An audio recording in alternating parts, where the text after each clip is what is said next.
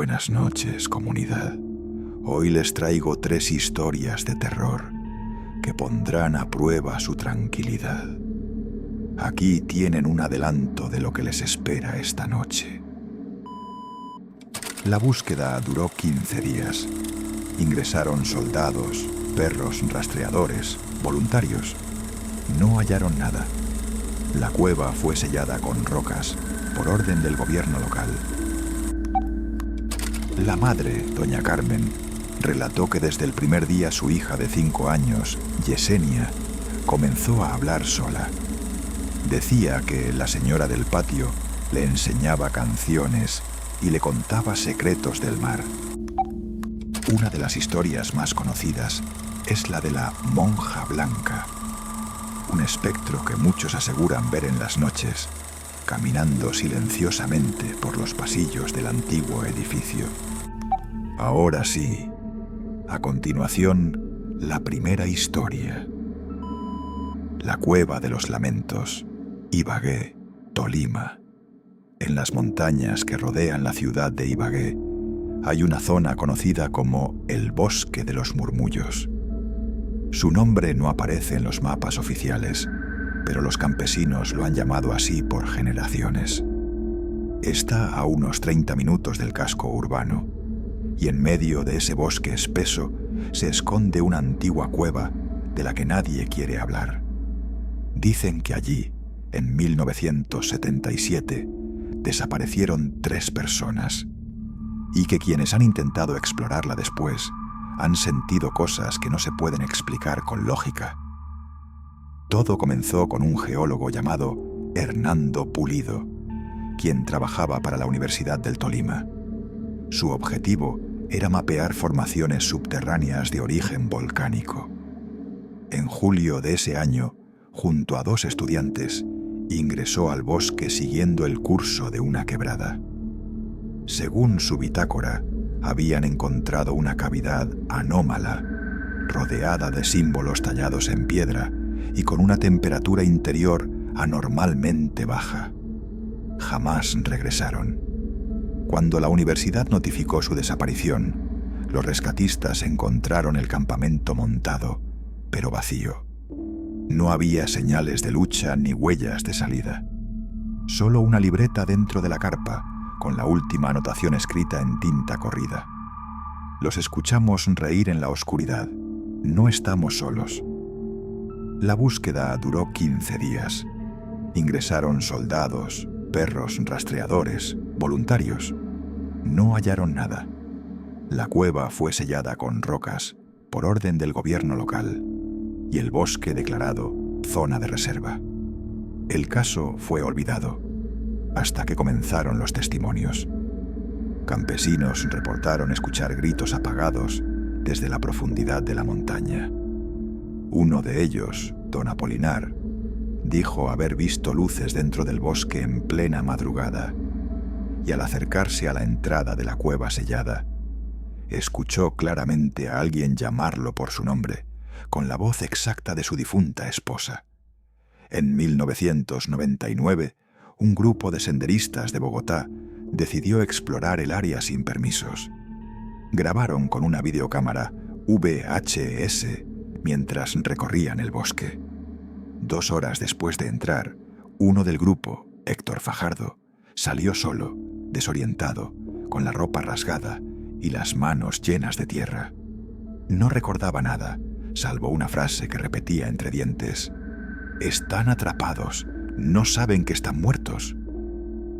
El video fue recuperado días después. Muestra 45 minutos de caminata normal, hasta que en la entrada de la cueva la cámara comienza a grabar sonidos extraños.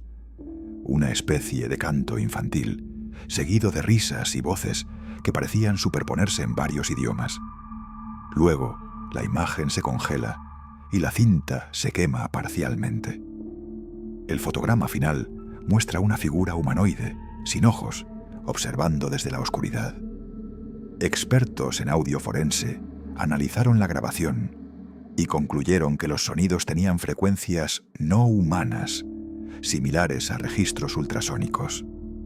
Un investigador propuso que podían ser infrasonidos naturales, capaces de alterar la percepción y causar alucinaciones. Sin embargo, no se encontró origen geológico que lo explicara. En 2011, un arqueólogo español llamado Luis R. Castells viajó a Tolima para investigar petroglifos precolombinos.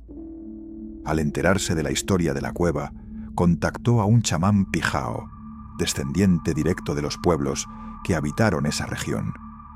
El anciano, de nombre Mocaná, se negó rotundamente a hablar del lugar, pero finalmente le dijo: «Allí no hay cueva, hay un estómago, el de algo que duerme, y a veces sueña con los que se le acercan».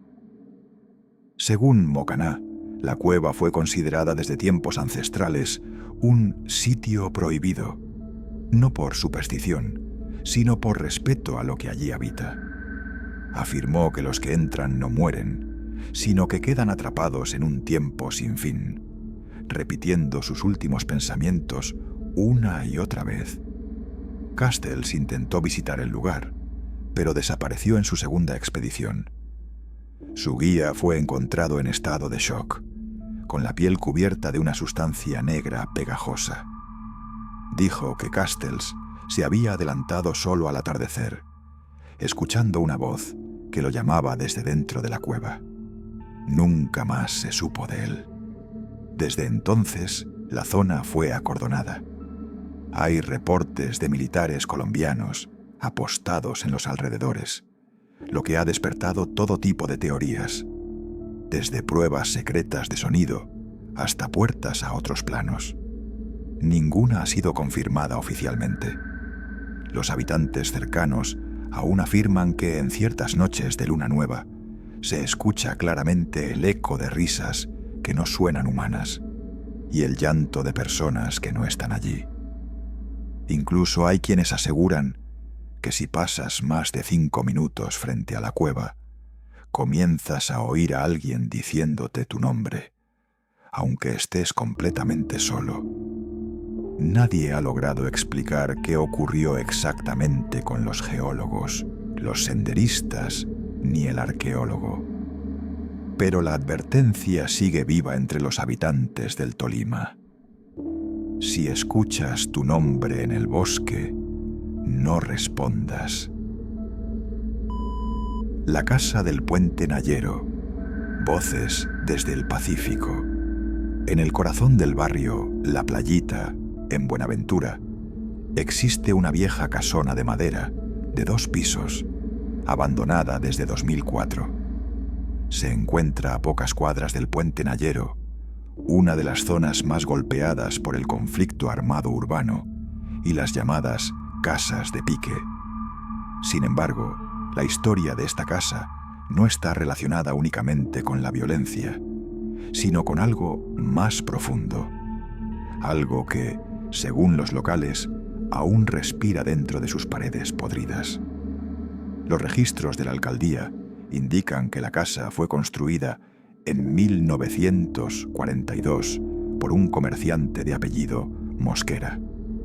Durante muchos años fue un hogar tranquilo, hasta que en 1989 un grupo paramilitar la ocupó durante varias semanas, según testigos, usándola como lugar de tortura. Tras su abandono, nadie quiso habitarla.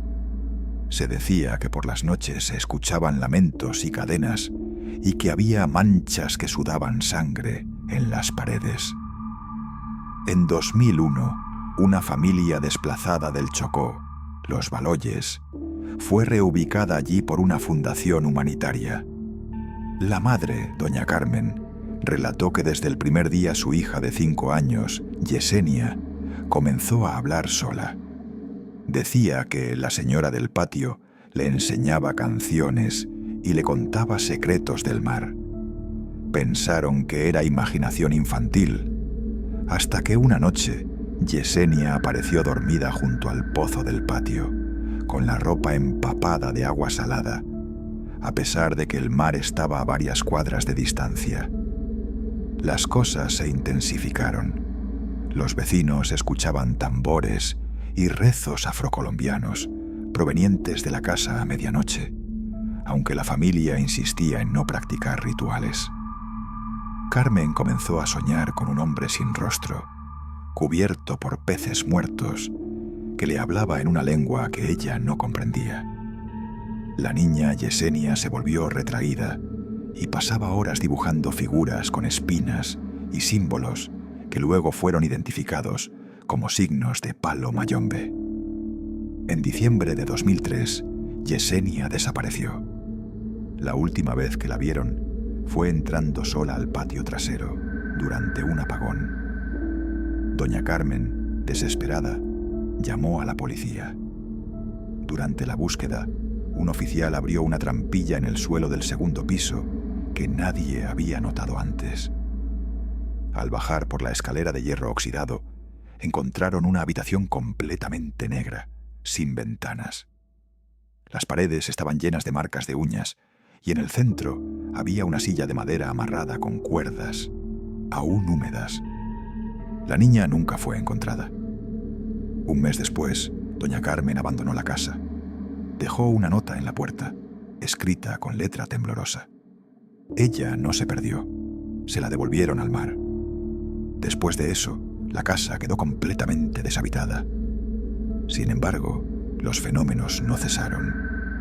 En 2005, un grupo de documentalistas franceses que grababa sobre desplazamiento armado se interesó en la historia y obtuvo permiso para ingresar.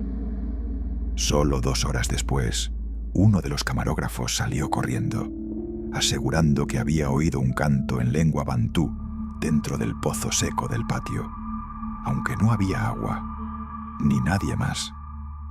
Las grabaciones fueron analizadas por un etnomusicólogo de la Universidad del Valle, quien concluyó que los cantos coincidían con rezos antiguos practicados por esclavizados traídos al Pacífico en el siglo XVIII.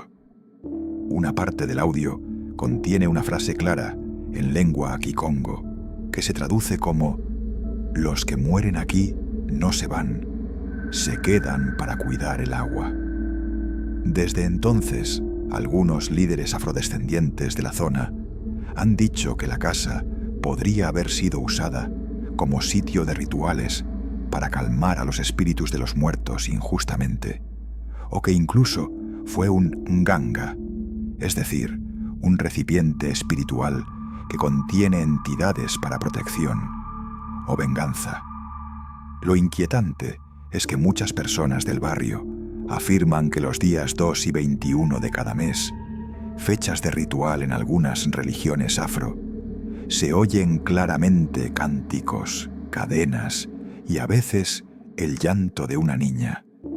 Incluso hay quienes aseguran que han visto una figura pequeña de trenzas negras caminando por el techo, solo para desaparecer de golpe. En 2016, durante un operativo policial para desmantelar una banda local, un agente ingresó accidentalmente a la casa persiguiendo a un sospechoso. En su informe, afirmó haber oído su propio nombre susurrado desde las paredes y vio a una niña parada en la escalera diciendo: «¿Viniste a buscarme?». Después del incidente, renunció a la fuerza. Hoy en día, nadie vive en la casona del Puente Nayero. Las autoridades locales la han intentado demoler varias veces, pero las máquinas se averían inexplicablemente. Los obreros aseguran sentirse observados, enfermarse al entrar o tener pesadillas que duran días. Los habitantes del barrio creen que allí hay algo más antiguo que los conflictos, más profundo que los cuerpos enterrados en su historia. Algunos la llaman la casa del agua muerta, otros la puerta del mar adentro. Pero todos coinciden en una cosa: cuando escuches los tambores, no mires al pozo. Recuerda, si estás disfrutando el video hasta ahora, tu like y suscripción ayudan un montón. Continuemos con la siguiente historia. Los secretos oscuros del Hospital San Juan de Dios. En el corazón de Bogotá, muy cerca de la Plaza de Bolívar, se encuentra uno de los edificios más antiguos y emblemáticos de la ciudad, el Hospital San Juan de Dios. Fundado en 1564, este hospital fue por siglos un lugar de atención médica, pero también un escenario donde la historia, la tragedia y lo paranormal se entrelazan. Desde que empecé a trabajar como auxiliar administrativo en el hospital en 2015, escuché innumerables relatos sobre sucesos extraños y apariciones que tenían como escenario este lugar. Al principio, pensé que solo eran leyendas urbanas para asustar a los nuevos empleados, pero con el tiempo, esas historias se hicieron imposibles de ignorar. El hospital, con su arquitectura colonial y pasillos angostos, guarda cientos de secretos. En sus inicios, muchas personas llegaron buscando curación, pero otros murieron allí, especialmente durante epidemias como la fiebre amarilla y la tuberculosis, a finales del siglo XIX y principios del XX. Una de las historias más conocidas es la de la monja blanca, un espectro que muchos aseguran ver en las noches, caminando silenciosamente por los pasillos del antiguo edificio. Se dice que fue una enfermera que murió trágicamente durante una epidemia y que ahora vela por los enfermos desde el más allá. En mis primeros meses trabajando, escuché pasos detrás de mí en el ala antigua del hospital, a veces voces susurrantes y luces que se apagaban y encendían sin explicación. Lo más inquietante fue una noche cuando, revisando unos archivos en la vieja bodega, sentí una presencia muy cerca. Al girar, vi una figura blanca translúcida que desapareció rápidamente. Mi corazón se aceleró y desde ese día supe que algo extraño habitaba allí. Pero el caso que más ha inquietado a trabajadores y visitantes ocurrió en 2017, cuando un grupo de investigadores paranormales fue invitado para documentar la actividad en el hospital. Durante una sesión nocturna, colocaron cámaras y micrófonos en los pisos más antiguos, donde ocurrían los eventos más reportados. De repente, en una de las grabaciones, apareció un extraño sonido, como un llanto infantil mezclado con susurros que pedían ayuda. Las cámaras captaron movimientos de sombras que no correspondían a ningún humano. En un momento, uno de los investigadores sintió un fuerte golpe en la espalda, aunque estaba solo en la habitación. Los investigadores también hallaron un viejo diario escondido en una de las paredes, perteneciente a una enfermera llamada Sofía, quien describía en sus páginas el horror que vivió durante una epidemia de fiebre amarilla en 1890. En el diario, Sofía hablaba de pacientes que se llevaban el alma y de presencias que no querían dejar la tierra.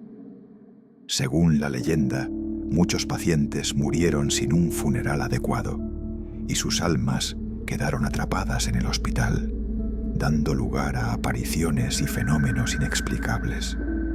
Una enfermera que trabajó en el hospital durante más de 20 años me contó que muchos compañeros se negaban a entrar a ciertas áreas después del anochecer. Decían que escuchaban lamentos, cadenas arrastrándose y que sentían que alguien invisible los tocaba. En 2019, durante unas obras de restauración en el hospital, los obreros encontraron una pequeña capilla oculta detrás de una pared. Allí había varios objetos religiosos antiguos, velas consumidas y restos de huesos, lo que sugirió que en algún momento se usó para rituales o para resguardar a los muertos que no tenían sepultura. La historia del Hospital San Juan de Dios es un recordatorio de que la muerte, la enfermedad y la historia pueden dejar marcas invisibles, pero palpables para quienes se atreven a sentirlas. Hoy, el hospital sigue en funcionamiento parcial, con muchas áreas cerradas al público. Pero el misterio y las historias de fantasmas persisten. Los trabajadores y visitantes respetan el lugar y prefieren no hablar demasiado para no invocar lo que habita en esos pasillos antiguos.